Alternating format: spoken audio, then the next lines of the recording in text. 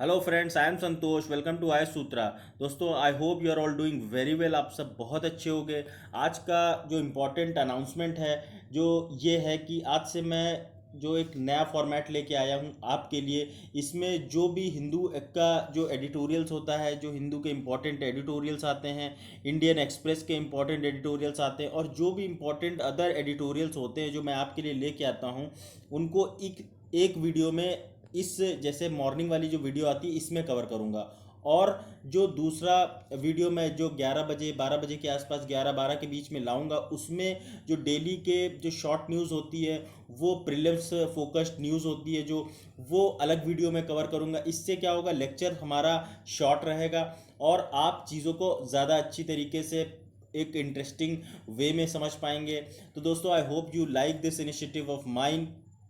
सबसे पहले आज का जो मोटिवेशनल कोट है वो देख लेते हैं। इस मोटिवेशनल कोट में बोला गया है, worrying does not take away tomorrow's troubles. मतलब चिंता आपके आने वाले टाइम में जो आपको परेशानी होने वाली है उससे आपको निजात नहीं दिलाते, उससे आपको टेक अवे नहीं करते। मतलब अगर आप चिंता करते रहेंगे तो ऐसा नहीं है कि आपकी जो प्रॉब्लम आप पे आई हुई है वो ठीक हो जाएगी, वो अपने आप सॉल्व हो जाएगी। उसे आपको खुद से उसमें जूझना है, उससे खुद से ही सॉल्व करना है, तभी आप उस समस्या से निकल पाएंगे। It takes away today's peace. In fact अगर आप उसी को सोचते रहेंगे तो आज का जो आपका चैन है वो भी ख़त्म हो जाएगा, आप आज का काम भी नहीं प्रोडक्टिव वे में कर पाएंगे। इसलिए जब भी आप के ऊपर कोई भी परेशानी हो, प्रॉब्लम हो, तो उसे आप अच्छे तरीके से उसको ठंडे दिमाग से सोच के उसको उसी दिन आराम से सॉर्ट आउट करने की कोशिश करें, और उसके दूसरे दूसरे वे सोचें कि क्या आपके ऊपर जो प्रॉब्लम हो रही है दूसरे लोगों पर भी तो होती होगी,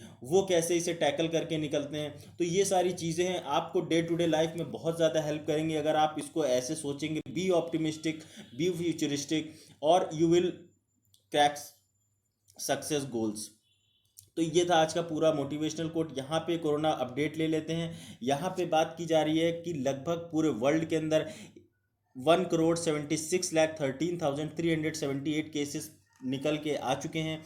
इसमें से लगभग 1,15,986 लोग पूरी तरीके ठीक हो गए हैं, और जो अपनी जान गंवा चुके हैं वो ये नंबर है। 6,79,434 लोग पूरी अपनी जान गंवा चुके हैं और ये अब इस दुनिया में नहीं है। सबसे पहले अगर टॉप के कंट्रीज़ देखें हम, तो USA, Brazil, India, Russia, south Africa, ये सब टॉप 5 कंट्रीज़ हैं। जहाँ पे अगर आप इंडिया की देखेंगे, लगभग पर डे 54,000 प्लस केसेस निकल के आ रहे हैं। लगभग 55,000 केसेस आप बोल सकते हैं पर डे निकल के आ रहे हैं इंडिया में। तो ये जो नंबर है, number of cases, new cases निकल के आने का, ये काफ़ी ज़्यादा तेज़ी से बढ़ रहा है। आप देखेंगे कि जो कोरोना वायरस के इंडिया के अंदर टोटल केसेस हैं वो है लगभग 16,93,879, और इसमें से लगभग आप देखेंगे 10,93,000, लगभग 11 लाख लोग पूरी तरीके ठीक हो चुके हैं। और इसमें से आप देखेंगे जो 36,548 लोग हैं वो इंडिया के अंदर कोरोना वायरस की वजह से अपनी जान गंवा चुके हैं। तो ये आइडिया आप रख सकते हैं। चलता हूँ अगली न्यूज़ की तरफ। यहाँ पे बात की जा रही है टाइगर्स एंड को प्रेडेटर्स। ये GS3 का एक इम्पॉर्टेंट टॉपिक आपके लिए बन जाता है, क्योंकि time to time tiger census से रिलेटेड अक्सर क्वेश्चंस पूछे जाते हैं, जिसमें कौन सा स्टेट सबसे ज़्यादा टाइगर्स हैं, किस लास्ट सेंसस कब हुआ और इस सेंसस का क्या रिपोर्ट है, या फिर जो भी टाइगर से रिलेटेड जो इम्पोर्टेंट नेशनल टाइगर पार्क्स हैं वहाँ पे आप नेशनल पार्क्स में टाइगर्स की क्या पॉपुलेशन है, किस वजह से उनकी पॉपुलेशन डिक्लाइन हो रही है, बढ़ रही है, ये सारे क्वेश्चन अक्सर पूछे जाते हैं आपसे एनवायरनमेंट से रिलेटेड। तो आप यहाँ पे इसी से रिलेटेड ये जो पूरा एडिटोरियल है मैं डिस्कस करूँगा आपसे। यहाँ पे बात की जा रही है कि स्टेटस ऑफ टाइगर्स और को प्रेडेटर्स की जो एक रिपोर्ट आई 2018 के अंदर, उसमें बोला गया कि जो नंबर ऑफ टाइगर्स हैं वो लगभग 6% बढ़ गए हैं 2006 के कंपैरिजन में। तो ये आप बोल सकते हैं एक अच्छी खबर है, लेकिन आप देखेंगे सिचुएशन सिंपैट्रिक इसलिए है क्योंकि इसके साथ जो टाइगर्स के साथ को प्रेडेटर्स रहते हैं, जैसे कि आप बोलेंगे जैकॉल, वाइल्ड डॉग, वोल्व्स, ये सब जिसे बोलते हैं भेड़िया, और जो जंगली कुत्ते होते हैं, ये सारे जो जानवर हैं, ये सारे जो जानवर हैं, टाइगर्स की पॉपुलेशन तो बढ़ी, लेकिन इन जो जानवरों की जो पॉपुलेशन है वो कहीं ना कहीं घटती हुई नज़र आई। स्ट्राइप्ड हाइना आप देख सकते हैं, इनकी पॉपुलेशन घटती हुई नज़र आई। इस वजह से इस सारी जो टाइगर प्रोग्राम है, इस पे एक आप बोल सकते हैं क्वेश्चन मार्क लगाया जा रहा है, क्योंकि टाइगर्स की तो पॉपुलेशन आप बढ़ा के ले जा रहे हैं, लेकिन जो इससे रिलेटेड इसी के इकोसिस्टम में जो दूसरे जानवर रहते हैं, उन जानवरों का क्या हो रहा है, उन जानवरों की जो पॉपुलेशन है वो कैसे डिक्लाइन हो रही है, उस बारे में बात की जा रही है।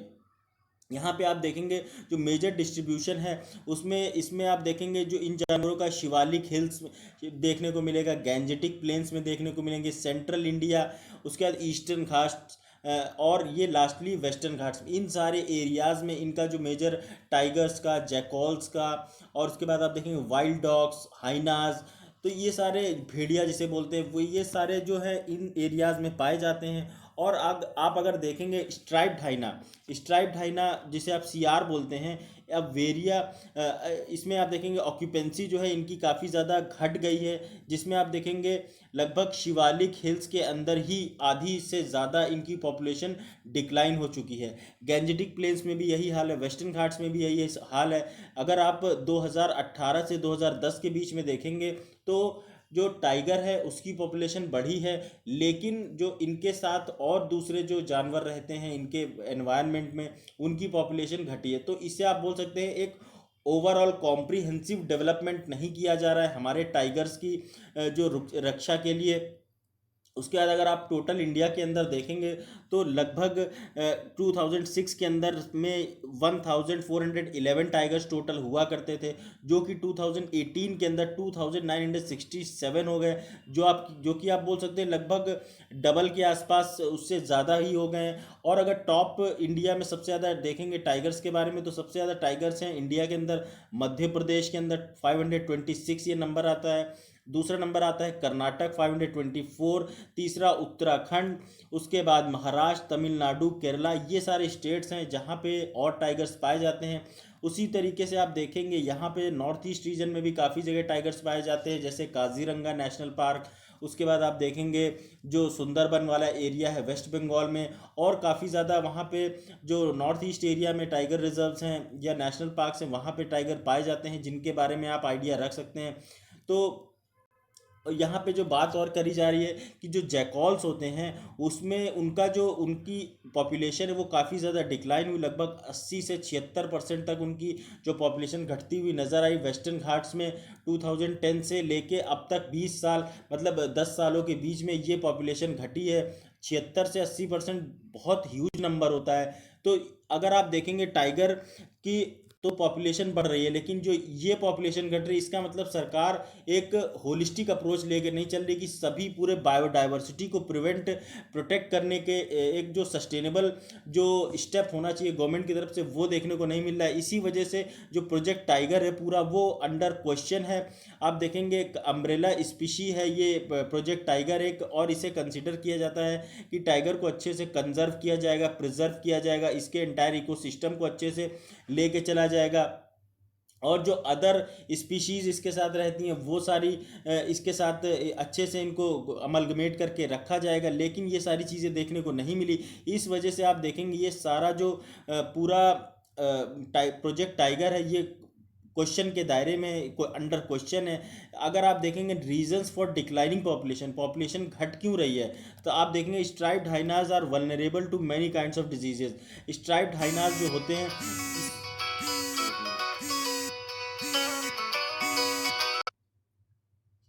स्ट्राइप्ड हाइनास जो होते हैं उनको काफ़ी ज़्यादा बीमारियों का खतरा रहता है। उसी तरीके से आप जो देखेंगे ढोल प्रीडेट, ये एक लाइव स्टॉक है, और इसे अक्सर आप देखेंगे जो normal day to day life में लोगों से जो कॉन्फ्लिक्ट देखने को मिलता है उससे काफ़ी ज़्यादा लोग इसे मार देते हैं कई बार। इस वजह से काफ़ी प्रॉब्लम देखने को मिलती है। लॉस ऑफ ग्रासलैंड्स, जो जो जानवरों के चरने की जो ज़मीन है वो कम होती जा रही है, और ये इस वजह से काफ़ी बार ये बाहर घूमते हुए आ जाते हैं, और जैसे जो वोल्फ होते हैं, वोल्फ पप्स जो होते हैं, जो जंगली भेड़िए जिसे आप बोलते हैं, वो सब चरते हुए बाहर आ जाते हैं, जिसको बाद में एज अ थ्रेट समझ के कई बार मार भी दिया जाता है जंगली जो वहाँ पे जो लोकल लोग रहते हैं उनके द्वारा।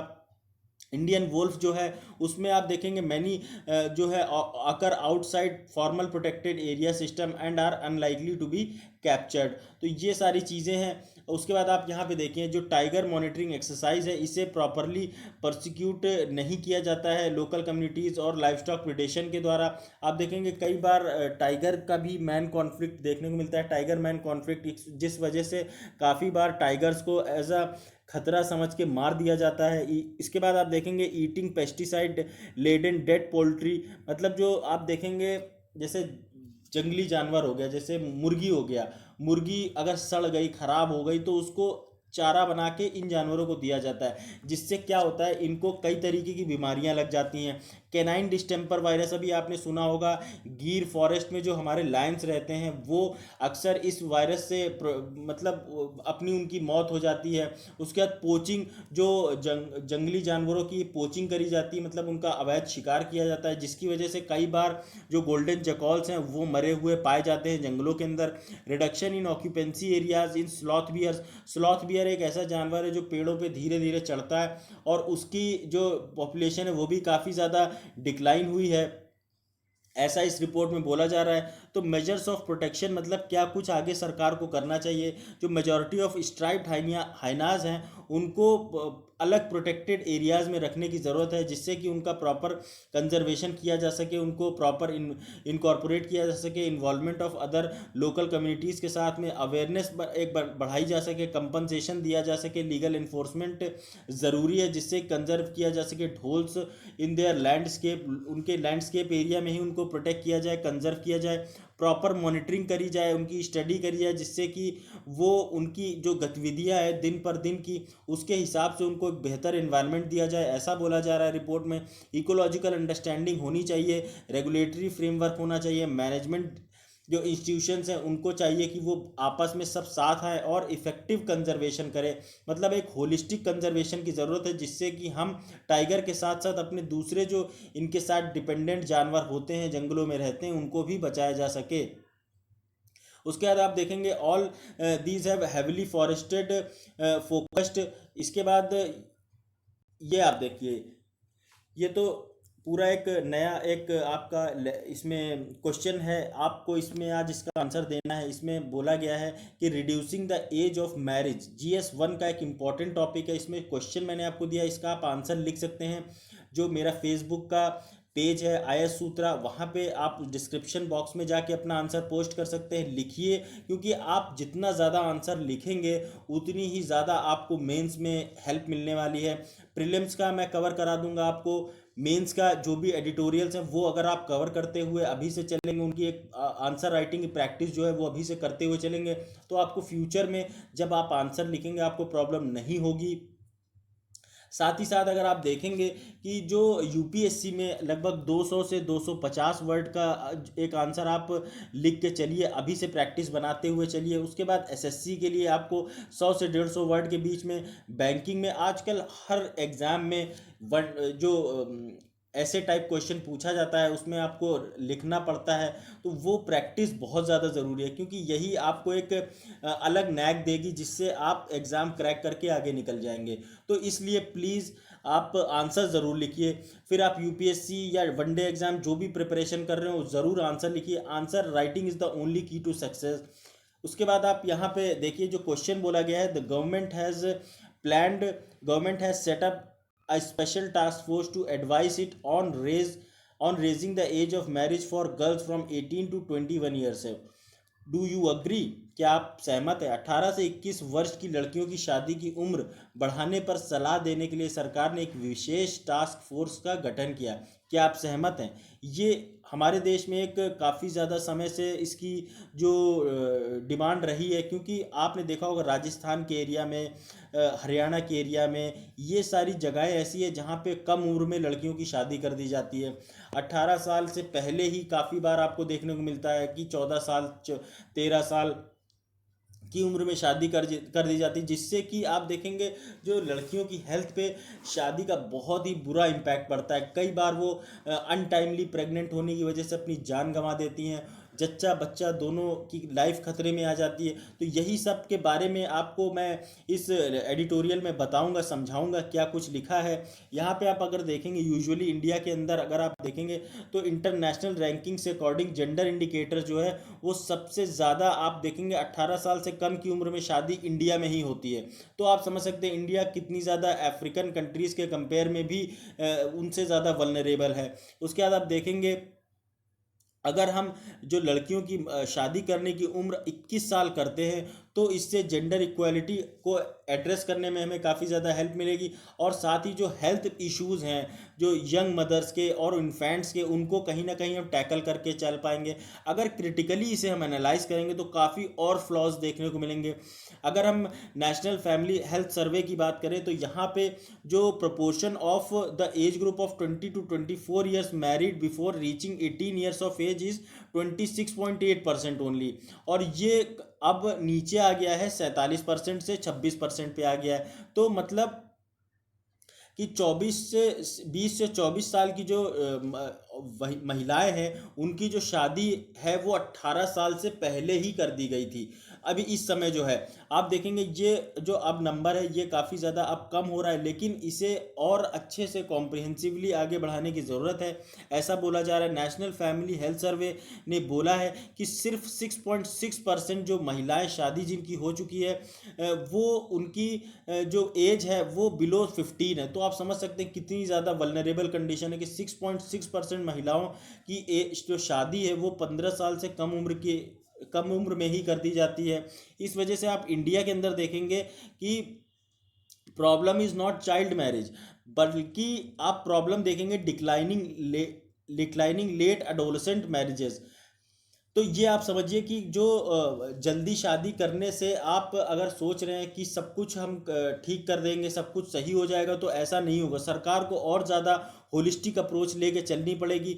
यहाँ पे आप देखेंगे there are scientific and global census on on 18 years as the age of social adulthood and raising age of marriage won't be effective। तो ये चीज़ आप समझिए। उसके बाद आप देखिए यहाँ पे रेजिंग जो महिलाओं की सिर्फ जो शादी की उम्र बढ़ाने से ही सारी चीज़ें सॉल्व नहीं हो जाएंगी। आप देखेंगे जो करंट अभी बैड हेल्थ जो बेसिकली आपको देखने को मिलती है वो ये जो कम उम्र की महिलाएं हैं, कम उम्र की माएँ हैं और जो बच्चे होते हैं उनकी कम जो ख़राब हेल्थ होती है, बेसिकली पोवर्टी मतलब गरीबी की वजह से ज़्यादातर ये सारी उनके इश्यूज मिलते हैं, हेल्थ इश्यूज देखने को आप देखेंगे। पहला ही सस्टेनेबल डेवलपमेंट नो पोवर्टी की बात करता है, नो हंगर की बात करता है। तो कैसे आप इन सारी चीज़ों को जो सरकार के हाथ में वो जल्दी कर सकती है जिससे कि प्रॉपर फूड की फैसिलिटी मिल सके, प्रॉपर नरिशमेंट मिल सके। जब एक लेडी प्रेग्नेंट होती है उसको एक एक्स्ट्रा नरिशमेंट चाहिए होता है जिससे कि वो अपने जच्चा और बच्चा दोनों का ध्यान रख सके। बल्कि सिर्फ मैरिज की एज घटाने से ये इशू सॉल्व नहीं होगा। तो हेल्थ इंडिकेटर्स के लिए आपको और ज़्यादा होलिस्टिक अप्रोच लेके चलने की ज़रूरत है, ऐसा बोला जा रहा है। अगर कोई पुअर वुमेन है, महिला गरीब है, तो वो हमेशा पुअर ही रहती है, वो गरीब ही रहती है, जिसकी वजह से वो माल नरिश रह जाती है और अपने बच्चों को प्रॉपर एक नरिशमेंट नहीं दे पाती है। इस वजह से आप देखेंगे कि यहाँ पे जो पुअर फैमिलीज़ हैं आर नाउ स्मॉल फैमिलीज़। उसके बाद यहाँ पे जो gain by pushing them to have more children at later date. तो जो आप यहाँ पे देखिए जो पुअर फैमिलीज़ होती हैं वो जो छोटे छोटे परिवारों में रहती हैं उनको जो बच्चे पैदा करने की जो एक दर है उसे ना आप एज उनकी बढ़ा देंगे तो उससे ये सॉल्व नहीं होगा। यही बात बोली जा रही है। In India poor women are remarrying in India poor women are marrying earlier. गरीब महिलाएं जो है जल्दी शादी कर रही हैं इन कंपैरिजन टू जो अमीर महिलाएं हैं। लेकिन फर्टिलिटी रेट्स की अगर आप देखेंगे तो इंडिया में ये काफ़ी ज़्यादा हाई रहता है, क्योंकि अर्ली एज में अगर आप शादी कर देंगे तो जो ये नंबर है जो बच्चे पैदा करने का जो नंबर है ये ऐसा नहीं है कि इसके साथ ही बढ़ जाता है। इनफैक्ट कई बार देखने को मिलता है कि जल्दी शादी करने की वजह से बच्चे देर से होते हैं। तो ये काफ़ी ज़्यादा हेल्थ इश्यूज़ की वजह से ही देखने को मिलता है। Legal age of marriage of women अगर बढ़ाई जाएगी तो लगभग 21.56% जो इंडियन वुमेन है 20 से 24 ईयर के एज ग्रुप में, ये सारी जो लीगल प्रोविजंस में आ जाएंगी कि मतलब इनकी जो आप देखेंगे कि कई बार तो सारे मतलब अगर कानून को तोड़ा जाएगा तो ये सब कानून के दायरे में आएंगी, इन सब पे केस चलेगा कि आपने कैसे कानून तोड़ के ये शादी करी। तो ये सारी चीज़ों के लिए सरकार को एक प्रॉपर होलिस्टिक अप्रोच लेके चलनी पड़ेगी। Their families would also be liable for punishment under new law. इनकी जो फैमिलीज हैं जिन्होंने शादी करी, इनकी फैमिली ने इनकी, वो भी सारी लीगल परव्यू में आ जाएंगी। इस वजह से काफ़ी ज़्यादा इश्यूज देखने को मिलेंगे। तो ये सारा जो था आपने देखा, जो मैरिज है, जो आप देखेंगे जो शादी करने की उम्र है वो 18 से 21 साल जो करने की बात की जा रही है, ये कहीं ना कहीं सरकार को ऐसा सोचना होगा कि कैसे जो आने वाले टाइम में जो हमारे देश की जो महिलाएं हैं उनको प्रॉपरली उनके हेल्थ पे ध्यान दे, प्रॉपर एक अच्छा जो हेल्थ सिस्टम बनाए, क्रिएट करे, ना कि एक ऑल्टरनेट लेते हुए कि उनको 18 से 21 साल एज बढ़ा दे जिससे कि उनकी हेल्थ इंप्रूव हो जाएगी। तो यही सारी बातें की जा रही हैं। अब बात कर लेते हैं नेशनल एजुकेशन पॉलिसी जो कि अभी आई है 2020। GS2 का इंपॉर्टेंट टॉपिक बन जाता है ये। सबसे पहले कि what is the new education policy, क्या है new education policy. National education policy जो है ये कॉम्प्रिहेंसिव फ्रेमवर्क है जिससे कि गाइड किया जा सकेगा, डेवलप किया जा सकेगा नई टाइप की एजुकेशन इंडिया के अंदर। 1964 के अंदर एजुकेशन कमीशन जो कि हेड किया गया था डॉक्टर DS कोठारी के द्वारा, इसे कंस्टिट्यूट किया गया draft a national and coordinated policy of education. Based on suggestions of this commission parliament ने पास किया पहली एजुकेशन पॉलिसी 1968 में। तो ये आप याद रखिए कि पहली एजुकेशन पॉलिसी आई 1968 में, दूसरी एजुकेशन पॉलिसी को जो फ्रेम किया गया 1968 में, और तीसरी एजुकेशन पॉलिसी आई 2020 जो कि अभी है। उसके बाद आप देखेंगे इसके की जो फीचर्स हैं नेशनल एजुकेशन पॉलिसी 2020 के, इसमें बोला जा रहा है कि इंडियन हायर एजुकेशन को फॉरेन जो यूनिवर्सिटीज़ हैं उनके लेवल का बनाया जाएगा। उसके बाद जो UGC जिसे आप यूनिवर्सिटी ग्रांट कमीशन बोलते हैं, और AICTE जिसे आप all India council of for technical education बोलते हैं, इसे ख़त्म करने की बात की जा रही है।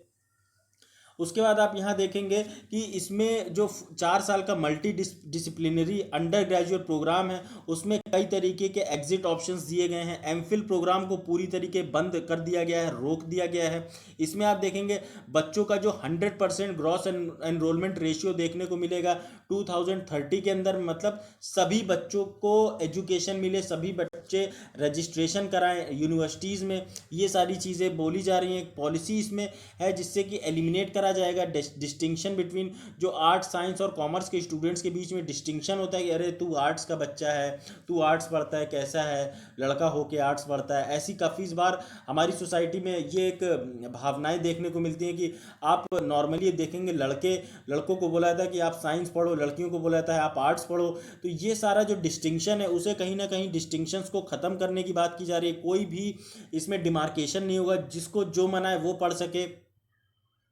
उसके बाद आप देखें यहाँ policy aims in main stream vocational courses. Vocational courses मतलब जैसे आप टेक्निकल कोर्सेज, डिप्लोमा, डिग्री के जो कोर्सेज होते हैं जिससे कि आप वो कोर्स करके तुरंत एक अपनी अर्निंग स्टार्ट कर सकें, ये सारे बेसिकली होते हैं। यहाँ पे एक प्रॉपर होल एक इम्प्रूवमेंट लाने की बात की जा रही। मल्टी डिसिप्लिनरी जो हायर एजुकेशन है इसके तहत ये जो पर्पज़ है फुलफिल किया जाएगा।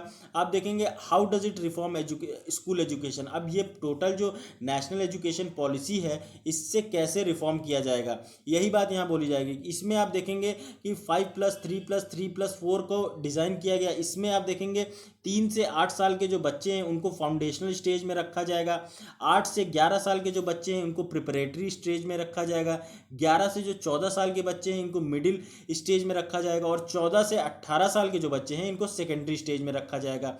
हर स्कूल के अंदर एजुकेशन जो है होगी अब अंडर एम्बिट होगी फॉर्मल स्कूलिंग के अंदर, मतलब फॉर्मल स्कूलिंग के तहत सबको एजुकेशन दी जाएगी।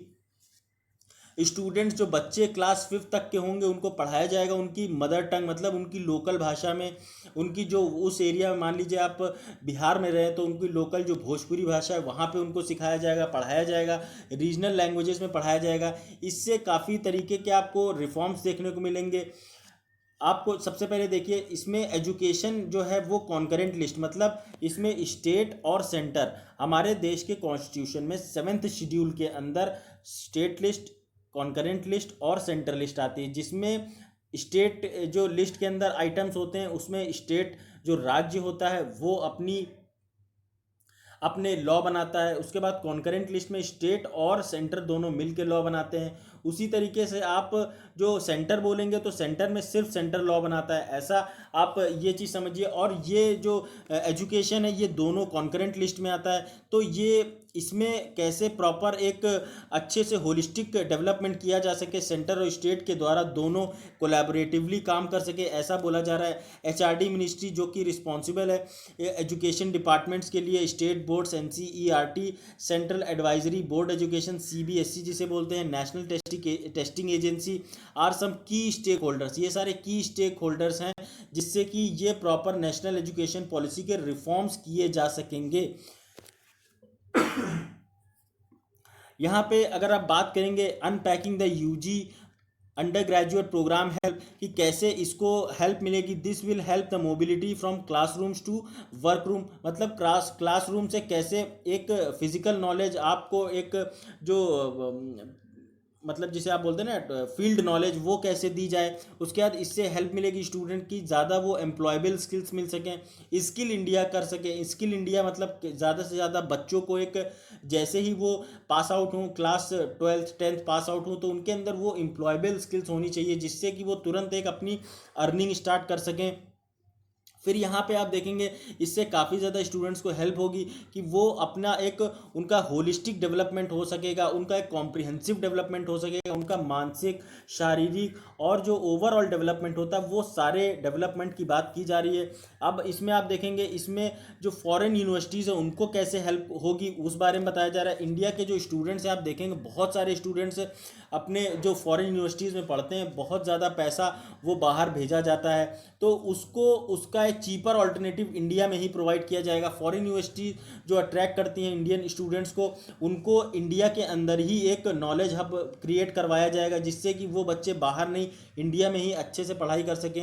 इंडियन यूनिवर्सिटीज़ जो हैं वो एक्सपोज होंगी, ग्लोबल कंपटीशन वहाँ पे होगा जिससे कि जो इम्प्रूव इंडिया में जो बच्चे हैं पढ़ेंगे उनका उनके अंदर एक अच्छा होलिस्टिक एक डेवलपमेंट देखने को मिलेगा। इससे जो रिसर्च एंड डेवलपमेंट में काफ़ी ज़्यादा हेल्प मिलेगी, जिसमें कि आप देखेंगे हमारे देश में रिसर्च एंड डेवलपमेंट में काफ़ी कम पैसा खर्च किया जाता है, तो उसे कहीं ना कहीं इम्प्रूव करने की बात की जा रही है जिससे कि हायर क्वालिटी ऑफ एजुकेशन देखने को मिले, हमारे देश से ज़्यादा नोबेल प्राइज़ देखने को मिले, ज़्यादा से ज़्यादा एक जो वैक्सीन डेवलपमेंट है और जो दूसरे आर्टिफिशियल इंटेलिजेंस और दूसरी चीज़ें हैं डेटा साइंसेस से रिलेटेड, ये सारी चीज़ों में ज़्यादा डेवलपमेंट अच्छा देखने को मिले।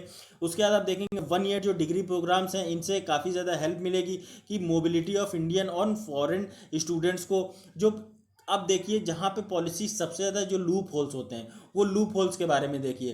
प्रोज, जब भी आप कोई क्वेश्चन का आंसर करेंगे तो वहाँ पे आपको उस क्वेश्चन के प्रोज और कॉन्स के साथ साथ उसका थोड़ा सा बैकग्राउंड, ये 3 चीज़ें अगर आपको पता होंगी तो किसी भी क्वेश्चन को आप आसानी से लिख पाएंगे। तो यहाँ पे अब कॉन्स की बात कर लेते हैं, क्या क्या लूप होल्स हैं पॉलिसी में। आप देखेंगे इसको रिलीज़ किया गया बहुत ही गलत टाइम पे, जिस टाइम पैंडमिक चल रहा है, हमारा पूरा देश है वो एक अलग तरीके की समस्या से जूझ रहा है जिसमें सारे जो हमारी हेल्थ इंफ्रास्ट्रक्चर है उसका उस पर क्वेश्चन मार्क लगाया जा रहा है। और उस समय एजुकेशन का इतना बड़ा रिफॉर्म करना कहीं ना कहीं एक क्वेश्चन मार्क क्रिएट करता है कि जो इसके लिए अब आप देखेंगे जो ज़्यादा डिस्कशन आप देखेंगे कोविड-19 पे ही हो रहा है, कैसे इससे ओवरकम किया जा सके, कैसे इससे बचा जा सके। लेकिन अब इसमें जो ये एजुकेशन पॉलिसी लाई गई है इसमें कम डिबेट होगा, इस पर फोकस किया जाएगा, कम डिस्कशन होगा जिससे कि और इसका क्रिटिकल एनालिसिस जिस लेवल पे होना चाहिए था वो नहीं हो पाएगा।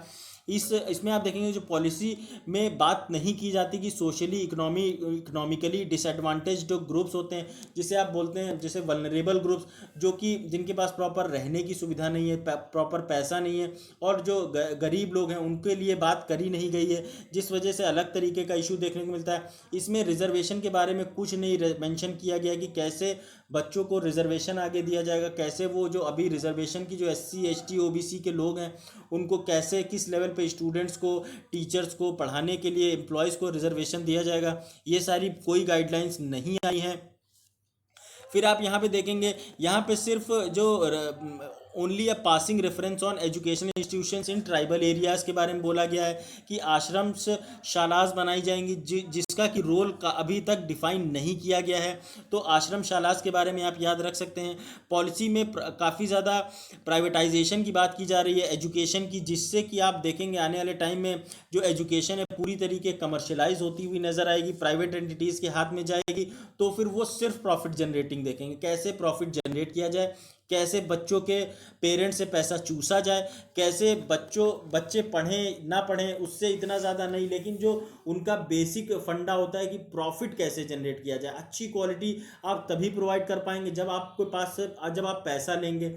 तो गवर्नमेंट, जब पब्लिक सेक्टर जो होती है जिसमें गवर्नमेंट काम करती है, पर जो गवर्नमेंट एजुकेशन प्रोवाइड करती है उसमें गवर्नमेंट का एक अपना एक निजी एक इनिशिएटिव जुड़ा होता है, जिसमें बच्चों का वो विकास चाहती, समग्र विकास चाहती है। उसके लिए सरकार पैसा खर्च करती है, क्योंकि सरकार को उन्हीं बच्चों से आगे चल के अपनी इकोनॉमी को बूस्ट करवाना है। तो इसलिए प्राइवेटाइजेशन होगा तो ये कहीं ना कहीं बहुत ज़्यादा एक इसके लूप होल बहुत बड़ा देखने को मिलेगा, जिसके लॉन्ग टर्म इम्पैक्ट्स नज़र आएंगे। पॉलिसी में बात की जा रही मल्टी डिसिप्लिनरी एजुकेशन की, लेकिन इसमें जो कंसिडरेबल फील्ड्स है जैसे कि वुमेन स्टडीज़ के बारे में, general studies, cultural studies, media studies, Dalit studies, studies of discrimination and exclusion, environmental studies, developmental studies, इन सारी जो स्टडीज़ मैंने जो आपको बताई, इन सारे जो चीज़ें हैं इन पे प्रॉपर एक अप्रोच लेके नहीं चली गई है, जिसकी वजह से पूरी जो नेशनल एजुकेशन पॉलिसी है it is under question. National testing agency को बोला गया है कि वो अब आने वाले टाइम में मल्टीपल एग्ज़ाम्स कंडक्ट कराएगी, अलग अलग कॉम्पिटिटिव एग्ज़ाम्स, जैसे कि आप देखेंगे एम्स या मेडिकल के लिए एक एग्ज़ाम हो गया, इंजीनियरिंग के लिए एक एग्ज़ाम हो गया, मैनेजमेंट के लिए एग्ज़ाम हो गया, या फिर UPSC, ये सारी चीज़ों के लिए अलग अलग एक एग्ज़ाम कंडक्ट कराया जाएगा, जिससे सभी बच्चों को इलेक्ट किया जा सके। ये इसमें आप देखेंगे इस मल्टीपल जो एग्ज़ाम सिस्टम से आपको हमारे देश में सेंट्रलाइजेशन देखने को मिलेगा, मतलब सारी चीज़ें सेंटर के हाथ में चली जाएंगी। तो जो पावर डिस्ट्रीब्यूशन जिस डिसेंट्रलाइजेशन की बात की जाती वो कहीं ना कहीं वो हैम्पर होती हुई नज़र आएगी। आप जैसे देखें गांधीयन DPSP प्रिंसिपल्स में, उसमें गांधी जी ने बोला कि जो सत्ता है बिल्कुल एक लोकल हैंड्स तक पहुंचनी चाहिए, जिसकी वजह से पंचायती राज आया उसके बाद आप देखेंगे जो म्यूनिसिपल कॉरपोरेशन वगैरह आया। तो ये अगर सारी जो सेंटर ही सारे काम करेगी, सारे मेजर डिसीजन सेंटर से लेगी, सारे मेजर एग्जाम सेंटर कंडक्ट कराएगी, तो पावर स्टेट के हाथ में रह क्या जाएगा, जो लोकल बॉडीज़ है उनके हाथ में क्या रह जाएगा। तो यही सारी बात बोली जा रही है कि सेंट्रलाइजेशन हमारे देश के लिए अच्छी बात नहीं होगी, अथॉरिटेरियन की तरफ कहीं ना कहीं हम लोग बढ़ेंगे। तो यहाँ पे अगर आप देखेंगे national higher education regulatory authority NHERA बोलते हैं, इससे आप सेंट्रलाइजेशन बढ़ता हुआ नज़र आएगा, जिससे हमारी एजुकेशन पॉलिसी और लो लेवल पे जाएगी। तो अगर आप देखेंगे जैसे कॉन्करेंट लिस्ट में स्टेट और सेंटर मिल के काम करेंगे तो काफ़ी एक अच्छा होलिस्टिक डेवलपमेंट देखने को मिलेगा। स्टेट सेंटर को सुझाव देगा, सेंटर स्टेट को सुझाव देगा, जिससे एक सब सारे इश्यूज़ को एड्रेस किया जा सकेगा, लेकिन ऐसा कुछ नज़र नहीं आ रहा है। तो ये सारा टोटल आज का दोस्तों लेक्चर था। अगर आपको मेरा ये लेक्चर पसंद आता है, ये मेरा जो नया वर्जन है इसे अच्छा आपको लगता है, तो आप इसे प्लीज़ लाइक करिए, कमेंट करिए, ज़्यादा से ज़्यादा शेयर ज़्यादा से ज़्यादा करिए, सब्सक्राइब करिए, and thanks a lot for watching this video. अगर आपको मेरे इस लेक्चर की PDF चाहिए तो आप मेरे टेलीग्राम चैनल IS सूत्रा से जाके डाउनलोड कर सकते हैं। आंसर ज़रूर लिखिए, फेसबुक पेज पे IS सूत्रा पे जाके, वहाँ पे आप डिस्क्रिप्शन बॉक्स में मैंने लिंक दे रखा है, वहाँ से आप डायरेक्ट उस पेज पे पहुँच जाएंगे। तो दोस्तों this is all for today, thank you guys, जय हिंद।